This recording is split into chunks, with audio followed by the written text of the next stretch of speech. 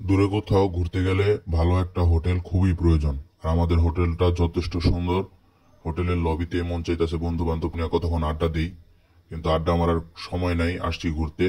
এই জন্য ভালো একটা হোটেল ডিসাইড করলাম, কারণ সারাদিন ঘোরাঘুরির পরে ভালো একটা হোটেল খুবই প্রয়োজন, যাতে একটু আরামদায়ক ঘুম হয়। মোবাইলে যেরকম ব্যাটারি চার্জ দেওয়া লাগে, নিজের শরীরের চার্জ দেওয়ার প্রয়োজন আছে।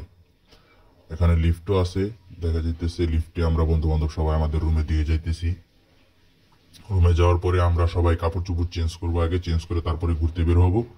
আর আমাদের হোটেলের বারান্দা থেকে বাহিরের ভিউটা যথেষ্ট সুন্দর। আসছি আমরা কক্সবাজার ঘুরতে, যদিও সমুদ্র দেখা যায় না, কিন্তু পাহাড়ের মতো একটা সিনারি আছে, দেখতে খুবই ভালো লাগে।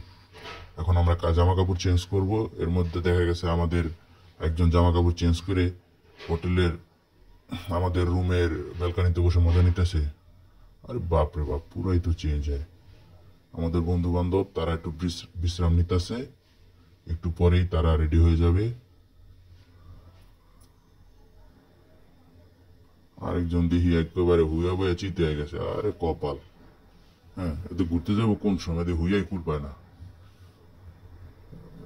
ভালো হোটেল পাইয়া এক একটাই দিয়ে উঠতে একবারে মোবাইল টিপতেছে।